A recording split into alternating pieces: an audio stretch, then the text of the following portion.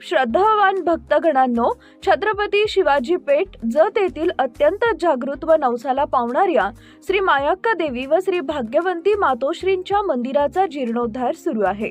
या पवित्र कार्यात भक्तिभावानं सहभागी व्हा।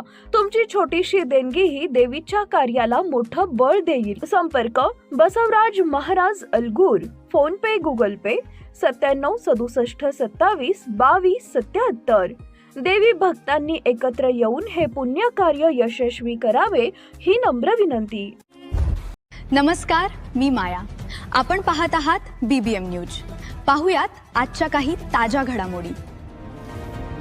जे आंदोलन पेटलं तो दिवस म्हणजे क्रांती दिन, आणि त्याच दिवशी आपण सर्व पक्षाचे नेते मंडळी या ठिकाणी जतचं नाव बदलू नये म्हणून आपण सगळे एक झाले आणि त्याला पाठिंबा देण्यासाठी मी उभा इथं। वास्तविक पाहता बऱ्याच लोकांनी बरेच विषय मांडलेले आहेत। मी जास्त काही सांगत नाही त्यांना। वास्तविक पाहता तालुक्याची गरज काही नाही सांगितली। आता विस्तारित म्हैसाळ योजनेचा आपण सुरू केली, इथं उपोषण आम्ही केलं 3 वेळा, आणि लोकसभेवर बहिष्कार घालून म्हणल्यानंतर ते पहिल्या टप्प्याचं काम मंजूर झालं, म्हणजे बेडकच्या पंप हाऊसचं।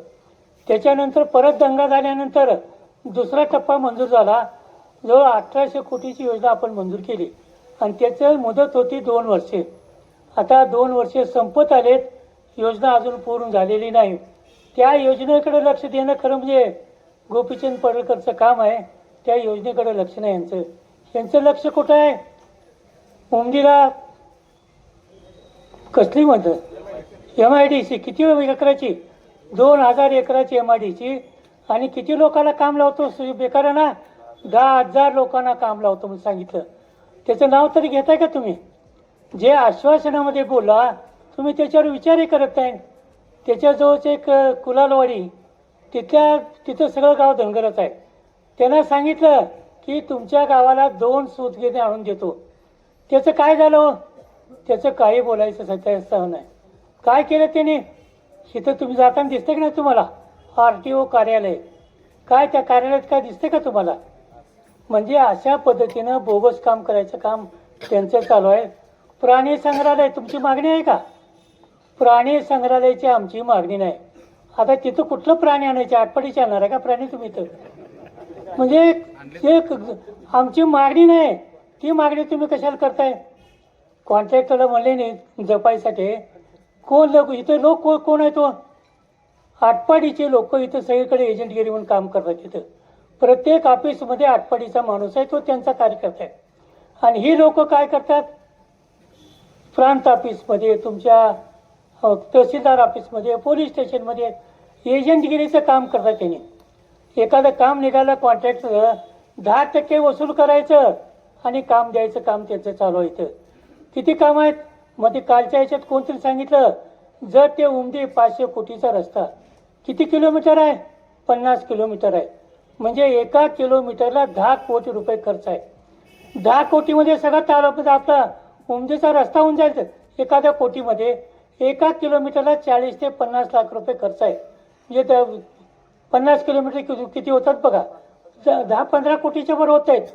500 कोटी कशाला पाहिजे तुम्हाला? 500 कोटी शक्तीपीठ महामार्ग हजारो कोटीचा, हे सगळेचे धंदे त्यांचे चालू आहेत रस्त्याचे। हे कमिशन खाण्याचे धंदे आहेत। 10% जे तुम्हाला पाहिजे ना, इस्टिमेट वाढवायचं आणि 10% पैसे नाही घ्यायचे। आणि आता काय झालंय? आता निवडणुका चालू आहेत बँकेच्या।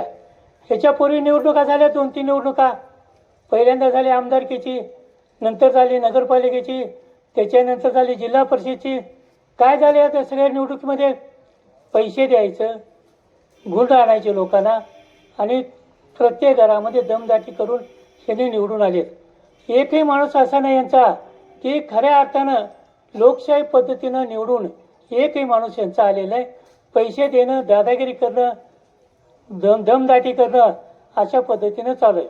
हे गोपीचंद पडळकरचा आता बँकेची निवडणूक चालू आहे। त्यांचा ठराव कुठला आहे? त्यांचा ठराव कुणीकडून आहे? हे रहिवासी आहेत का? इथं रहिवासी नाहीत। यांची जमीन आहे का? इथं जमीन नाही। बँकेला निवडणुकीला उभा राहता यावं म्हणून त्यांनी तिथं कुठली तरी जमीन बी घेतली, आणि आता त्यांनी ठराव करून पाठवून दिलेला आहे। तेही कसं? दमदाटी करून। आता बँकेचे ठराव कसे झाले बऱ्याच लोकांना माहिती आहे. त्यांचे ते काळ्या कपड्यातले काय बॉन्सर म्हणता काय त्या तुम्ही बॉन्सर आणतात. बऱ्याच गावात 30-30, 35-35 हे काळे कपडे घालून बॉन्सर येतात आणि दमदाटी करून त्यांनी ठराव गोळा केलेत. आता यांना बँकेला उभा राहायचं आहे.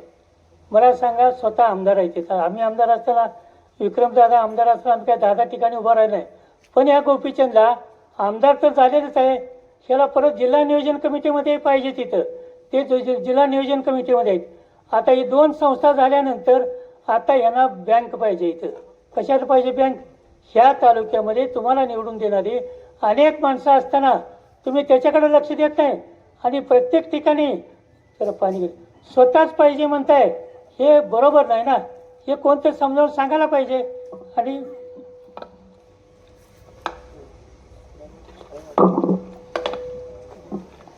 हे त्यांना समजावून सांगणार पाहिजे. उलट चाटुगिरी करणारी जी माणसं आहेत ना, काल त्याने प्रेस घेतले, यांनी एवढी कामं केली, तेवढी कामं केली. कुठली कामं केलं आहे तुम्ही? आमच्या काळामध्ये विक्रमदादाच्या कामामध्ये ज्याचा आम्ही पाठपुरावा केलो तीच कामं आता मंजूर होऊन आलेत ना. तुम्ही पाठपुरावा केलेलं उमदीचं झालं का काम? तिथं RTO नुसतं बोर्ड लावला काय, त्याचा एक पत्ता आहे का तिथं? तुम्हाला जे अधिकारी पाहिजे पैसे घेत आहे आणि त्या अधिकाऱ्याच्या बदल्या करताय आणि प्रत्येक ऑफिसमध्ये तुमचा आटपाडीचा माणूस पैसे गोळा करणार आहे. ते पैसे तुम्हाला पोचतात हे सगळ्यांनाच माहिती आहे. त्यामुळं असं टक्केवारी गोळा करणारी माणसं कालच्या याच्यात त्यांनी एवढं काम केलं, यांनी कुठलंही काम केलेलं नाही. यांची नुसती थापेबाजी चालू आहे. ब वर्ग विरमणूक नाव पुकारायची आणि फोटो सेशनचा एक त्यांना फार हे आहे, छंद आहे. कुठेही वाढदिवसाला गेले फोटो आला त्यांचा, एखाद्या लग्नाला गेले त्यांचा फोटो आला तिथं, एखादं उद्घाटन झालं त्यालाही फोटो आला होता. फक्त मैताच्या ठिकाणी तेवढा फोटो यांचा येत नाही. त्यात सगळ्या ठिकाणी गोपीचंदचा फोटो आहे तिथं. अरे कशाला पाहिजे फोटो सेशन तुम्हाला? विधानसभेत जाताना गोपीचंद पडळकर. बातमी आणि जाहिरातीसाठी आमच्या चॅनलला लाईक आणि सबस्क्राईब करा. धन्यवाद.